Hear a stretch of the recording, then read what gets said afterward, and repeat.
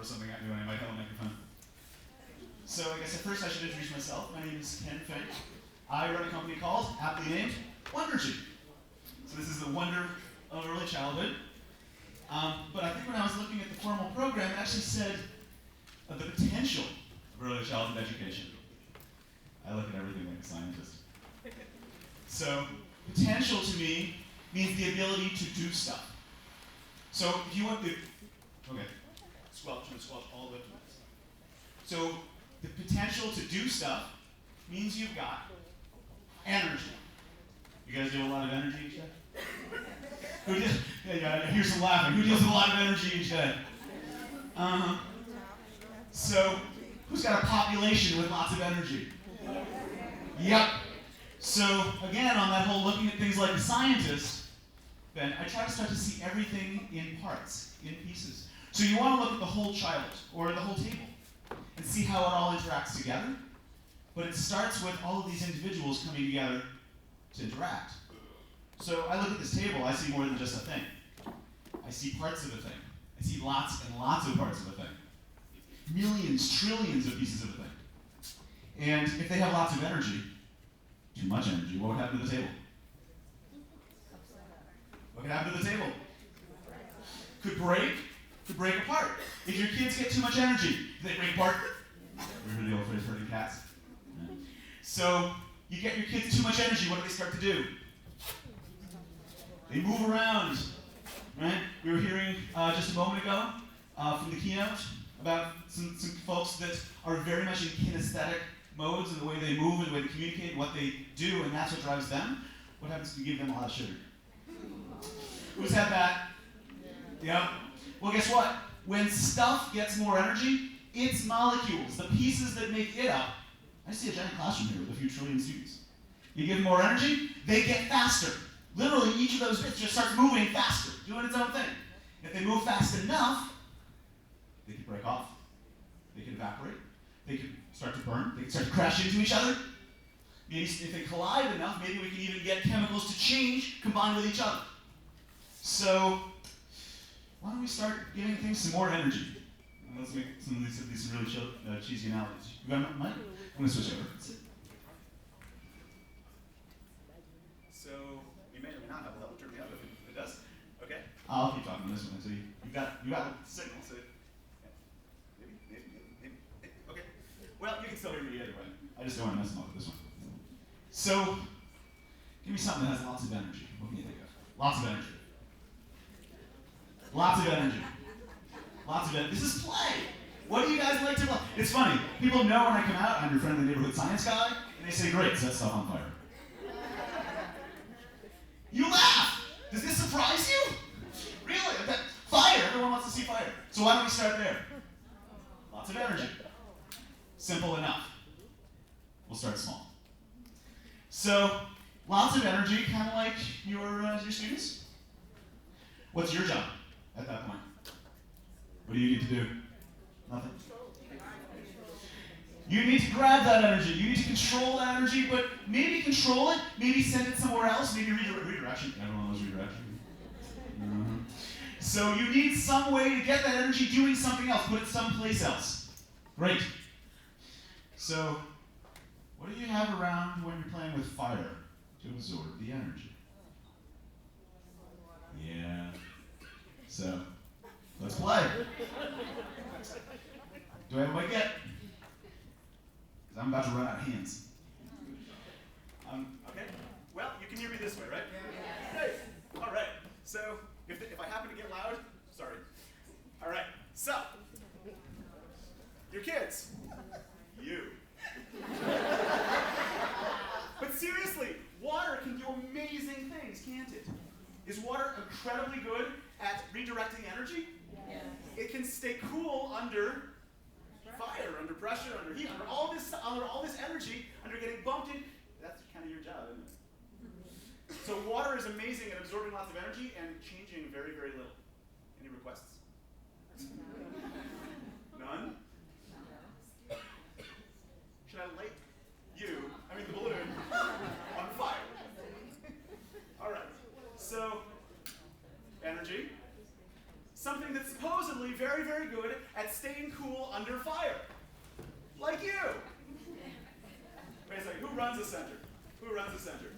Okay, so if you run a center, are you the ones in the classroom absorbing the energy? So, are you really what's in the balloon? Are you the water? No, where are you? You're standing right underneath it, aren't you? May I invade someone's personal space? Cheers. What's your name, sir? Al. Okay, so I'm standing over Al. He runs this center. Indeed. Thank you. May I light a water balloon on fire over your head in your building? Wait. Okay. Thanks for the heads up. So, ever feel like this? Ever feel like that? Uh-huh. And you're counting on your teachers to be able to handle all that energy and not let your room get out of control. And what are you every once in a while afraid of? Al getting wet, exactly. So, it's getting kind of quiet in here. Y'all impressed? You're easily impressed. So, the science side of it isn't just showing off what we can do. Right? That's what teachers have a tendency to, sometimes it's very comfortable to say, here's what I know, here's what I do. But then the question is, well, why? And can we figure it out? Can you figure it out for us, for the teachers? Right? Let the kids play. So let's play with this. What do you think? What do you think made this not get all wet? What kept it cool? Who thinks it's the water? And a lot of people say water. Anyone have a different idea? A lot of times people accuse me of using fireproof rubber. That's fair. It's magical. Great. Everyone loves to play with ideas and imagine ideas that might not fit. Great. So how can we tell if it was the water or not? Take out the, change as few things as you can. Take out the water. Same stuff, no water. I need to do it over Al's head. If it was the water keeping that cool, what's going to happen to this one? If it was fireproof rubber, what's going to happen to this one? Nothing. So you can set it up. You can weigh in on what they think is going to happen, and then you set up the cognitive dissonance that will either, you're right, there was no dissonance, or you're wrong. And now you know, oh, I weighed in wrong. By the way, in higher education, it's a big trend in physics now. There's this weird tendency for people to remember not what happened, but what matches their expectation. They'll actually remember you throw something up in the air, it breaks the wrong way, whatever. They'll remember how they expected to break, not how it actually broke. They'll reconstruct reality. These are physics majors. Craziness.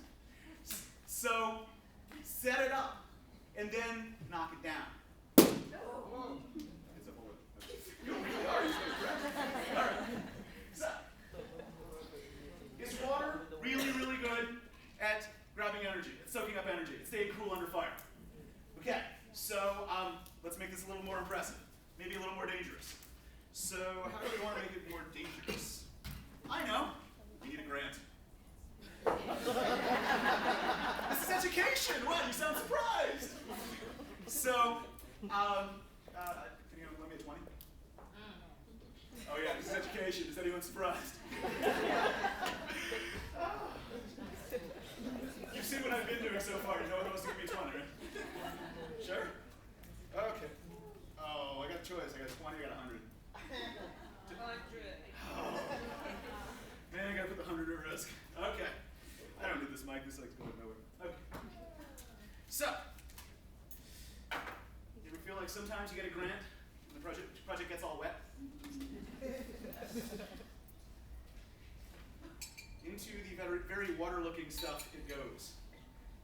I'm sure you guys have dealt with that before. A lot of things look like water. Do you have to work on that? That's a very direct instruction-y thing, right? Everything tastes like chicken, everything looks like water. Yeah. Does that mean it tastes good? So, you apply for your grant, and then you say, you know what, this is great, we got our grant, we got money to burn. But you want to make sure it doesn't get out of control, right? So what could possibly be in there that could keep the fire from getting out of control? Yep. So there's some fuel, but I mixed it with some water. This is a classic magician's trick.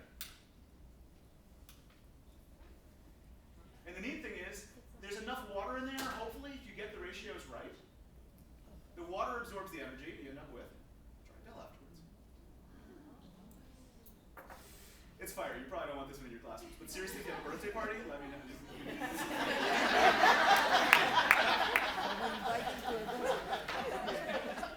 So, are you sufficiently impressed with the fire stuff? Yes. Really? You got like 10 minutes left. Should we get more dangerous? Yes. So then where should the fire go?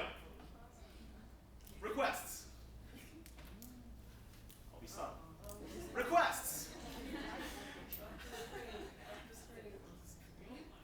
So one request is on the screen. Sorry, Al. Al's sitting right there. So one request is on the screen. What about me? My tie? How about my hand? Do the Statue of Liberty thing? Okay. Should I try that? What if I wanted to put fire on my hand? Who likes watching movies where someone comes running out of a burning building? Oh my gosh, what fire! Is there really fire around them? Okay, you all have way too much faith in computer animation. Was there usually fire on them? Yeah. Most of the time there's some kind of fire around them. It's kind of tough to draw that in, it's pretty expensive. So you put fire around them, but you want to make sure they don't get hurt. So what could possibly absorb the heat from fire? We need something that's as good as an early childhood educator at absorbing energy and redirecting it. Something that's really, really good at keeping things cool. How about more water? So, how about a bowl of water? Make it a little easier. Great. If I cover myself in water, would I be okay? Okay. Prepare to be amazed. It's not going to work. Why not? What's the problem? My hand leaks. Yeah. What happened? I was built that way. Great. So I need some way to keep my hand from leaking. So can you imagine some way I can get the water to not fall out of my hand? I could freeze it. Great. So then you've got a shivering actor who, I'm on fire, running out of the building in ice, and it would chip off and fall. Would that be awkward? Very, very awkward. I'll tie my shoe before I run out of hands. Okay?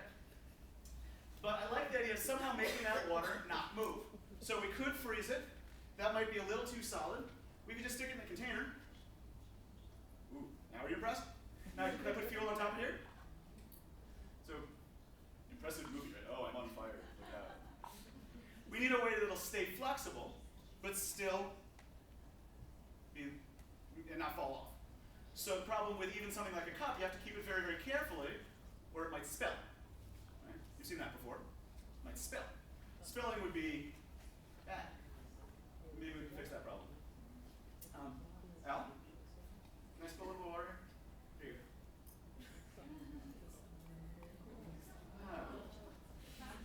Set up the dissonance. What's mostly in this cup?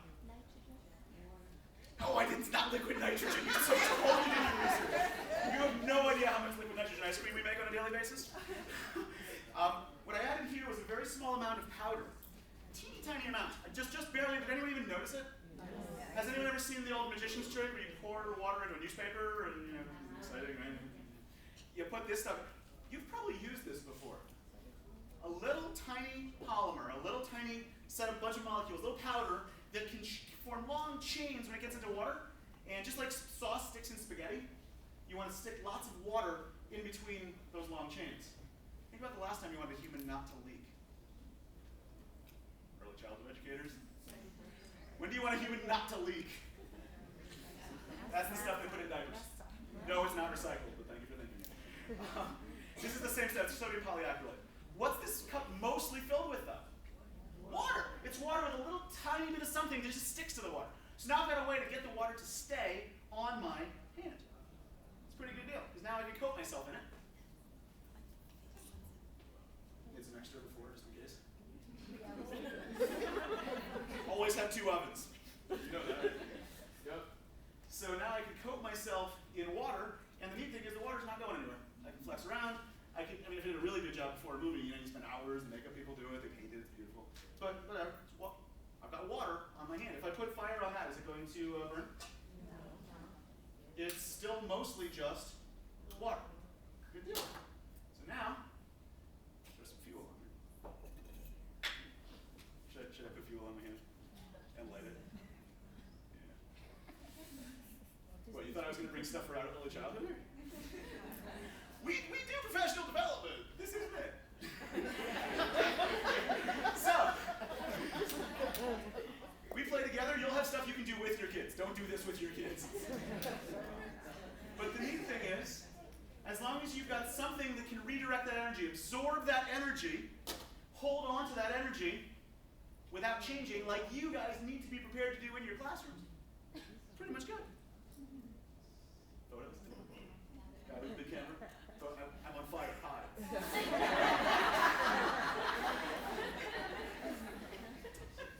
Where we usually end up using this one is when we want to talk about what happens when things warm up and where does stuff go when it disappears. With younger kids, it ends up being persistence and matter. What's a good way to put this out? Water. Water is so good at absorbing energy. If I pour some water on there, will we hear anything? What do we hear? It's there's so many senses that happen when you do these things. You know? So you've now just experienced it without me having to bring any of it to you. You're not on fire, but you felt the water, you felt the sizzle, right? It all happened. You made it many sensory, very, very quickly, very easily. It's probably a little tough to hear. Can you hear that? Yeah. So where we usually like to use this is as a stepping off point for saying, well, where does the water go? Why does it sizzle? Where does the water go? Evaporates. So now it's in the air. You give it energy. Sometimes you give it too much energy, runs away. Y'all aren't going to do that, right? Good. So stay in your classrooms, absorb the energy. All right. So that's enough about you guys and fire. Let's make this about the conference. Let's make this really, I am so excited to be here. I just absolutely can't believe that they said we're bringing the early childhood educators and the folks who are training the early childhood educators, the higher education folks, and bringing you guys together. That is very much the intention of this conference from what I understood. So I'm honored to be a part of that. That is amazing. Bringing two things together really can make a huge impact, can't it? Mm-hmm. And, well, if it's going to make something really exciting, well, to me, one of the most exciting things I can think of is water. What's water? What have you heard? Think of the most sciencey way to call water. What do you call it? H2O. Why? What's H2O? Two hydrogen atoms and an oxygen atom, right? So if you've got just the hydrogens hanging out by themselves, are they going to do anything? If you've got just the oxygens hanging out by themselves, are they going to do anything? They could react with other things, though, can't they? What happens when you bring the hydrogen and the oxygen together? A whole lot of interesting things. The first thing is, they become water, which is awesome. They can absorb energy. They can do lots of stuff.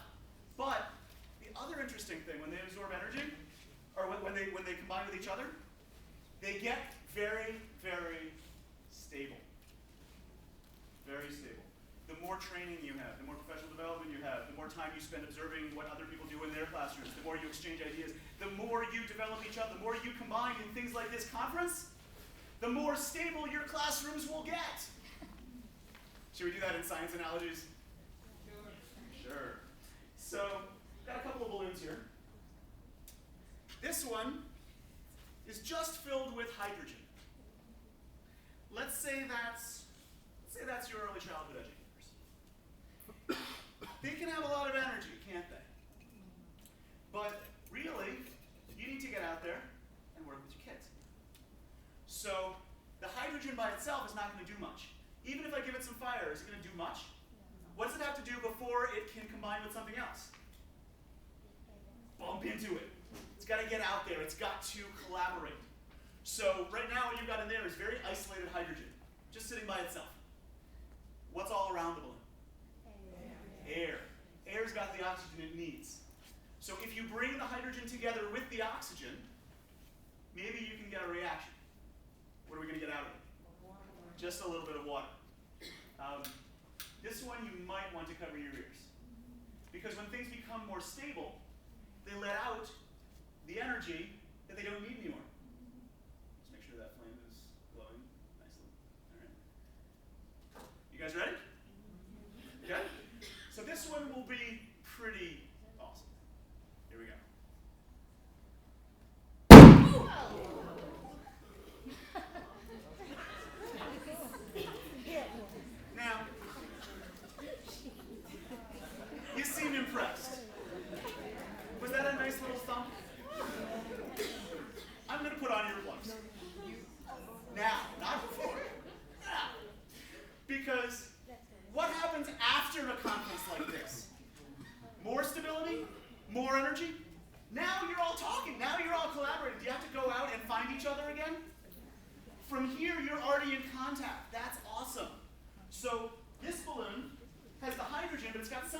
added in.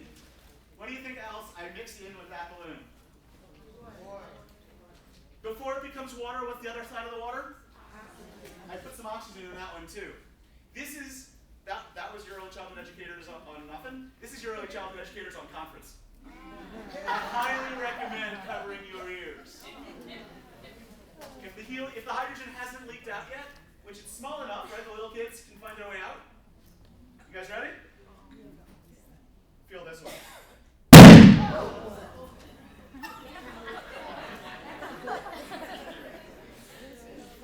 Conferences are good.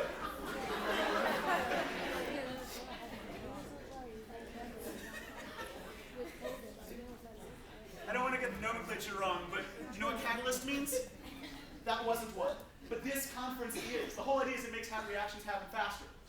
The reason I needed that flame was to give those molecules enough energy that they could start bouncing around and slam into each other to react. And once some of them started reacting, the other ones did. That happened in your classroom before? Yes. So let's bring this back to your classroom. We want to make this as multisensory as possible. So I have one more treat for you.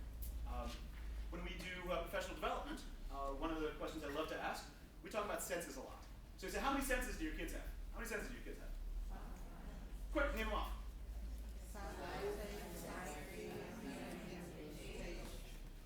Wow, you're practically synchronized. Can you do it in harmony? So, everyone knows 5 senses. Fine, great, very arbitrary, very direct instruction. Who's got magnets in the room? What sense is that? Do we have a sense of magnetism? No!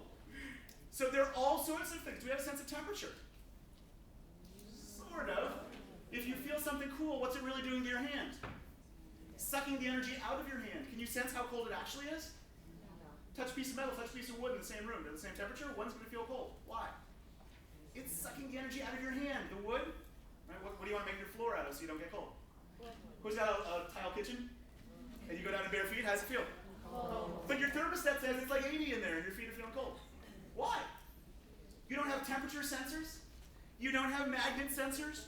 So what we do all the time, we help our kids extend the tools they have to sense beyond the 5. Your eyes are very limited. If I shoot light right over your head, you wouldn't even notice it. We do laser shows. The beams go right, you watch movies. Where does the projector come from? Behind you. Do you watch the movie over your head? It's going right over your head. You can't see it. All of our senses are very limited. We have to wait for the light to come into our eyes to feel what comes out of our hands. All of this different stuff. Put some fog in the air. Now you can see the beams. How do we sense magnets? How do you extend your senses for magnetism? We usually extend them into touch. How do you do it? Have the magnet pull on or push on something else.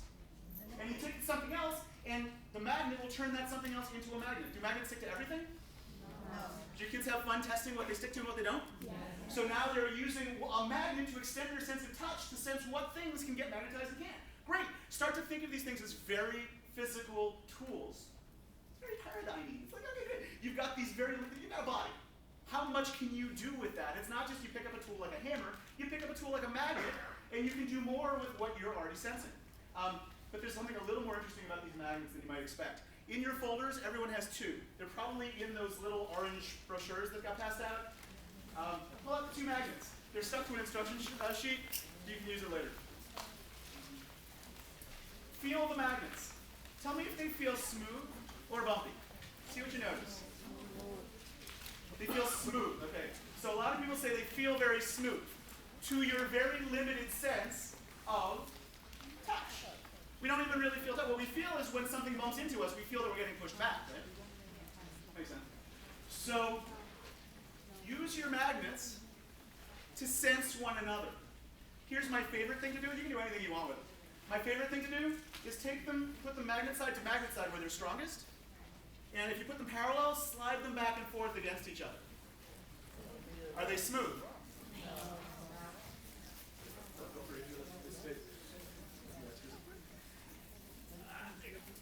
Are they smooth? No. But you said they were smooth. What's different now? You're starting to see the texture of the magnets by extending into another sense. Let me make it worse. Rotate one of them halfway. So now they're perpendicular. Now they're like a T, and then slide them back and forth again. Second. First you say they're smooth, then you say they're bumpy, then they're smooth again. Who's got a touch table, some kind of sensory where you do some deprivation in one sense, and now you have to focus on the other? This is basically like being blind with your eyes open, isn't it? You can't see the magnetism. Cool. So why is it doing that? What's going on?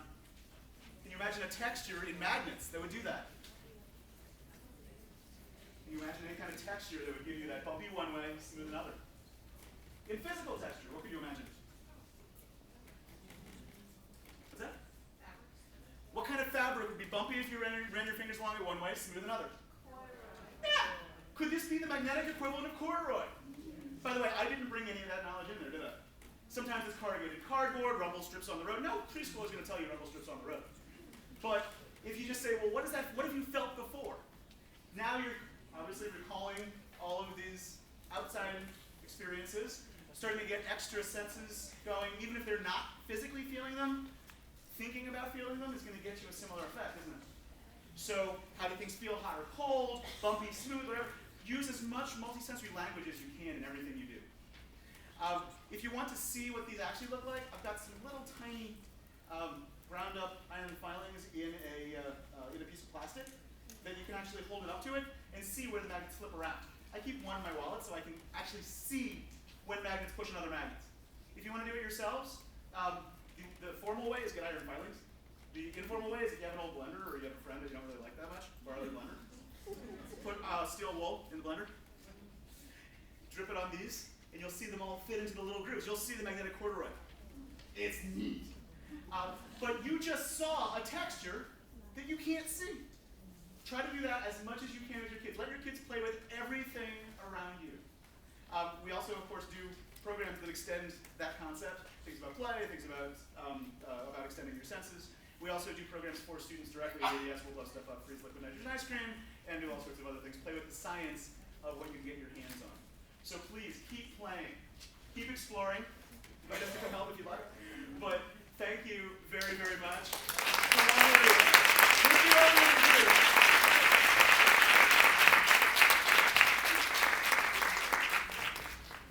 Let's give Ken another round of applause. If